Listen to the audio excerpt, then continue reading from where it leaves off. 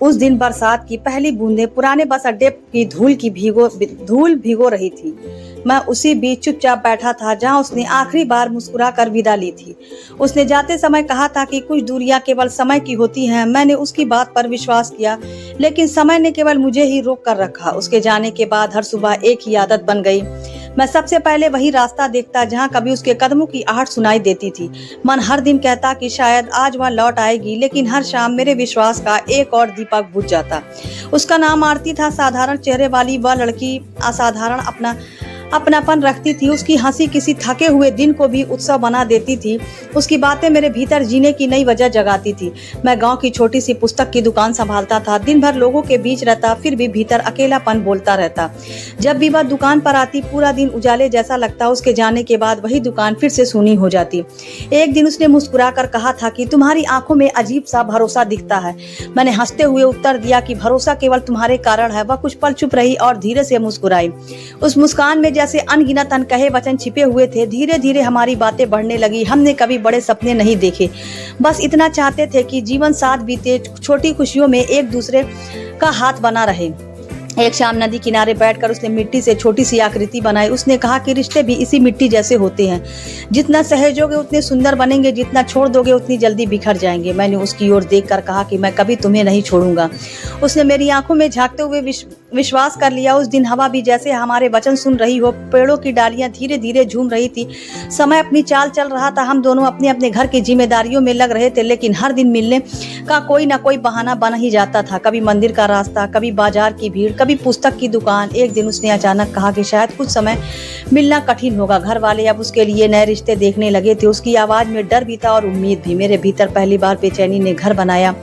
मैंने उससे कहा कि विश्वास मत खोना, मैं अपने घर वालों से बात करूंगा, सही समय आने पर सब ठीक हो जाएगा। उसने सिर झुकाकर मेरी बात स्वीकार कर ली। उस रात मैं बहुत देर तक सो नहीं पाया। भविष्य बार बार आंखों के सामने आ रहा था। मन में केवल एक ही इच्छा थी, काश हर कठिनाई हमारे प्रेम के सामने छोटी पड़ जाती। जिम्मेदारियां पूरी करनी होगी। मैंने यह बात आरती को बताई। उसने मुस्कुराने की कोशिश की, लेकिन उसकी आंखों में छिपा डर मैं पढ़ चुका था। फिर भी उसने मेरा हाथ थाम कर कहा कि मैं प्रतीक्षा करूंगी। उस दिन उसके शब्दों ने मुझे नई शक्ति दी। मैंने पहले से अधिक मेहनत शुरू कर दी। दुकान को बड़ा बनाने का प्रयास करने लगा। हर सपना केवल उसके साथ जुड़ा हुआ था। महीने बीतते गए, मुलाकातें कम होने लगी। उसके संदेश भी पहले जैसे नहीं रहे। मैंने सोचा शायद घर की बंदिशें बढ़ गई होंगी। जब भी मैं पूछता कि सब ठीक है ना, वह केवल इतना कहती कि सब ठीक है, लेकिन उसकी आवाज में पहले जैसी गर्माहट नहीं बची थी। मन बार बार किसी अनजाने भय से भर उठता। एक दिन मैं उसे पुराने रास्ते से गुजर रहा था। दूर से वह दिखाई दी, लेकिन उसके साथ कोई और भी था। वह पहले जैसी सहज नहीं लगी। मैंने पास जाकर मुस्कुराकर उसका नाम लिया। उसने मेरी ओर देखा और हल्की मुस्कान दी। फिर बोली कि अभी जल्दी में हूँ, बाद में बात करूंगी। उसका यह छोटा सा उत्तर मेरे भीतर बहुत देर तक गूंजता रहा। जो लड़की घंटों बातें करती थी, वह आज कुछ क्षण भी नहीं ठहर सकी। मैंने फिर भी उसके व्यवहार का कोई गलत अर्थ नहीं निकाला। मैं हर दिन उसे याद करता रहा।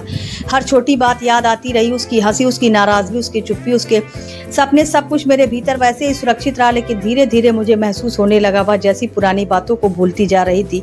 उसे हमारी पहली मुलाकात याद नहीं रही। उसे वह नदी किनारे भी याद नहीं रहा। एक दिन मैंने मुस्कुरा कर पूछा कि तुम्हारी मिट्टी वाली बातें याद हैं?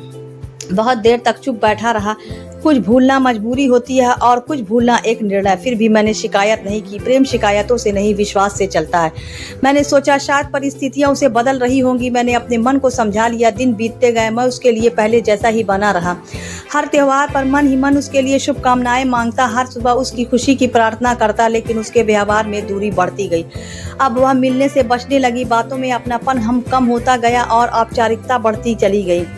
एक दिन उसने स्वयं मिलने के लिए बुलाया। मैं पूरे रास्ते अनेक सपने लेकर पहुंचा। मन कह रहा था कि शायद सब पहले जैसा हो जाएगा, लेकिन उस दिन मेरे जीवन एक नया मोड़ पर खड़ा था। वह बहुत शांत थी। उसने मेरी ओर देखा, फिर निगाहें झुका ली। कुछ पल तक केवल खामोशी हमारे बीच चलती रही।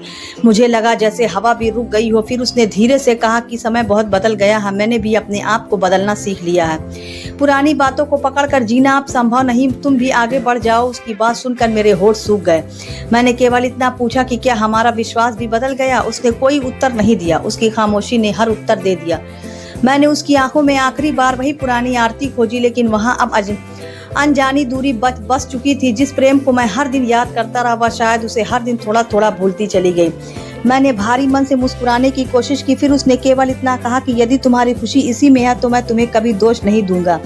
सच्चा प्रेम किसी को बांधना नहीं, मुक्त करना भी जानता है। वह मेरी ओर देखती रही, उसकी आंखों में एक क्षण के लिए हल्की सी नमी चमकी, लेकिन उसने फिर अपने मन पर पर्दा डाल लिया और बिना कुछ कहे धीरे धीरे आगे बढ़ गई। मैं बहुत देर तक वहीं खड़ा उसे जाता हुआ देखता रहा, जब तक उसकी परछाई भी आंखों से ओझल नहीं हो गई। उस दिन पहली बार मुझे समझ आया, कभी कभी दूरी कदमों से नहीं यादों से शुरू होती है। उस शाम मैं घर लौटा, कमरे के कोने में रखी छोटी सी लकड़ी की डिबिया खोली, उसमें उसकी दी हुई छोटी छोटी निशानियां अब भी सुरक्षित थी। उन्हें देखकर होठ मुस्कुराए, लेकिन आंखें चुप हो गई। मैंने डिबिया बंद की, फिर स्वयं से एक वचन लिया, यदि प्रेम सच्चा तो उसमें बदनाम नहीं करूंगा। कई दिनों बाद पहली बार मैंने उसके लिए नहीं, अपने लिए सूर्योदय देखा। फिर भी मन के किसी कोने में उसकी याद वैसे ही जीवित रही, बस अब उसके साथ एक गहरी खामोशी भी रहने लगी। वक्त अपनी रफ्तार से आगे बढ़ता रहा, लेकिन मेरी घड़ी जैसे उसी दिन पर आकर ठहर गई थी। हर सुबह नया सूरज निकलता, फिर भी भीतर वही पुरानी शाम उतर आती। मैं मुस्कुराना सीख रहा था, मगर दिल अब भी उसे पुकारता रहता। दुकान पर पहले जैसी भीड़ आने लगी, लोग किताबें लेते, बातें करते और लौट जाते। मैं सबके साथ सामान्य रहने की पूरी कोशिश करता, लेकिन हर खाली पल उसकी याद किसी सामने आकर खड़ी होती। एक दिन दुकान की सफाई करते समय एक पुरानी पुस्तक हाथ लगी, उसके बीच सूखा हुआ गुलमोहर का फूल रखा था। वही फूल उसने हंसते हुए एक दिन मेरी किताब में छिपाया था। उसने कहा था, कुछ यादें कभी नहीं मुरझाती। मैंने उस सूखे फूल को हथेली पर रखा। वह अब रंग खो चुका था, लेकिन उसके साथ जुड़ी स्मृति आज भी उतनी ही जीवित थी। मेरी आंखें अनायास ही भीग गई। मैंने मन को समझाया कि बीते बातों में जीना ठीक नहीं, लेकिन दिल हर शर्त से बड़ा साबित होता। कुछ सप्ताह बाद गांव में एक छोटा सा उत्सव लगा। हर घर में रौनक थी, बच्चों की हंसी गलियों में गूंज रही थी, लेकिन मेरे भीतर अब भी एक लंबी चुप्पी थी। मैं भी लोगों के आग्रह पर वहां चला गया। भीड़ के बीच अचानक मेरी नजर उस पर पड़ी। वह कुछ स्त्रियों के साथ खड़ी थी, चेहरे पर मुस्कान थी, लेकिन आंखों की चमक बदल चुकी थी। उसने भी मुझे देखा, कुछ क्षण हमारी नजरें मिली, फिर उसने ऐसे मुंह फेर लिया जैसे कोई परिचित राहगीर सामने से गुजर गया हो। उस पल मेरे भीतर कुछ और टूट गया। मैंने उससे मिलने की कोशिश नहीं की। अब मैं समझ चुका था कि आगरा केवल वही तक अच्छा लगता है जहाँ सामने वाले के मन में भी अपनापन बचा हो। एक तरफा प्रयास केवल मन को थका देते हैं। घर लौटते समय मैंने वही पुराना नदी किनारा देखा।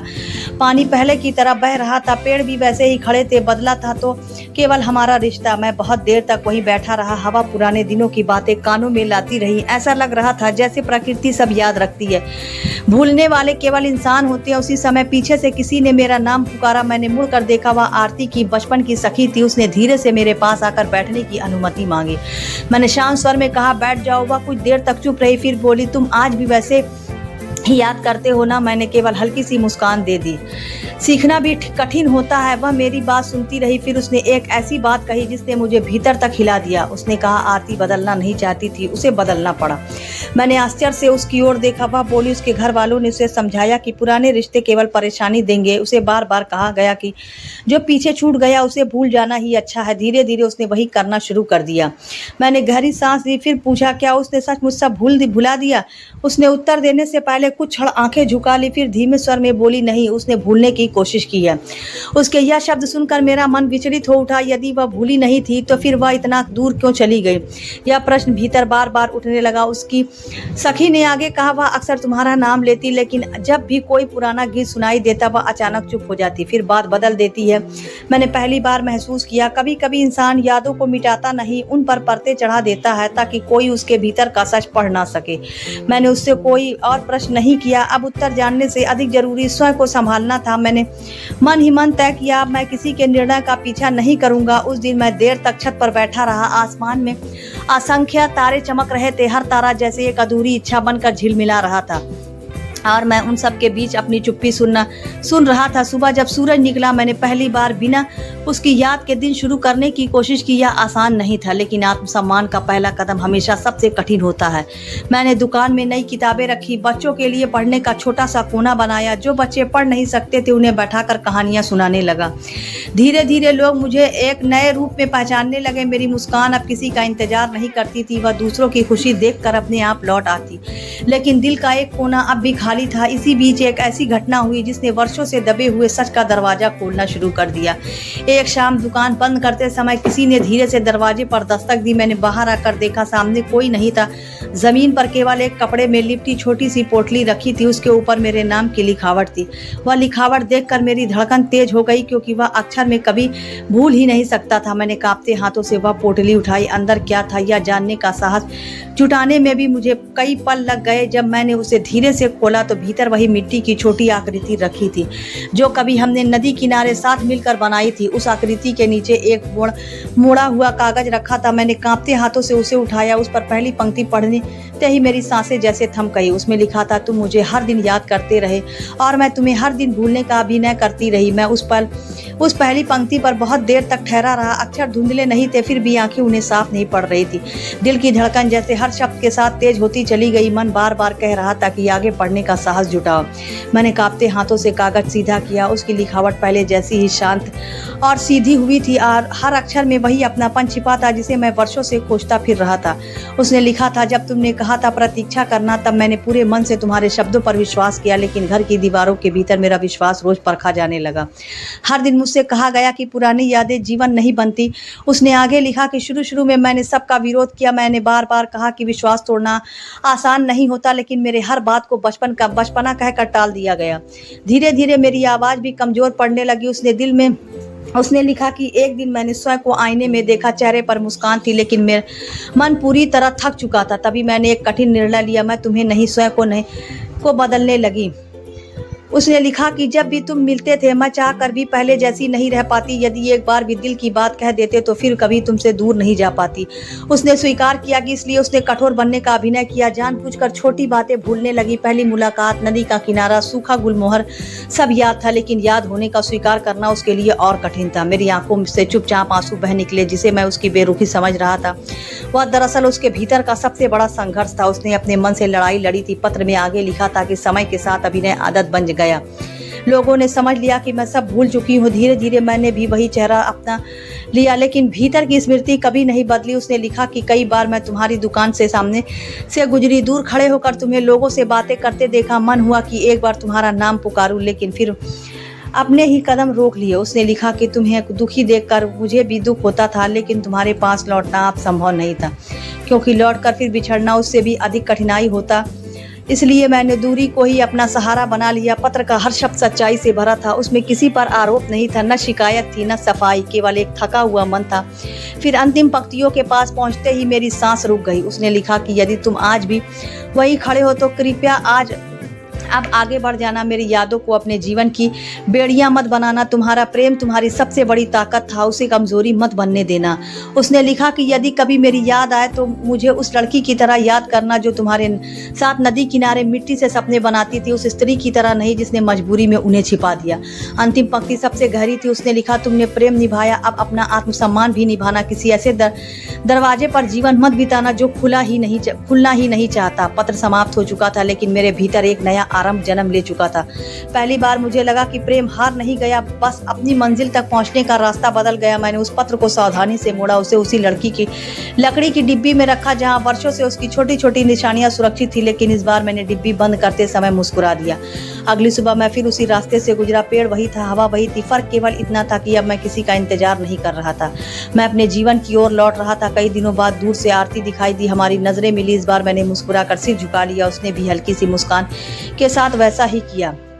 मैं बिना रुके आगे बढ़ गया, पीछे मुड़कर नहीं देखा, क्योंकि कुछ रिश्ते साथ चलने के लिए नहीं बनते, वे जीवन भर सही रास्ता दिखाने के लिए बनते हैं। उस दिन मुझे समझ आया कि प्रेम का सबसे सुंदर रूप पाने में नहीं, बल्कि सम्मान के साथ छोड़ देने में भी छिपा होता है। यादें कभी बोझ नहीं बनती, हम उन्हें पकड़कर बोझ बना लेते हैं। सपना समापन संदेश, सच्चा प्रेम कभी व्यर्थ नहीं जाता। यदि वह साथ ना भी मिले तो वह इंसान को इतना मजबूत जरूर बना देता है कि वह आगे आत्मसम्मान के साथ मुस्कुराए और आगे बढ़ना सीख जाए।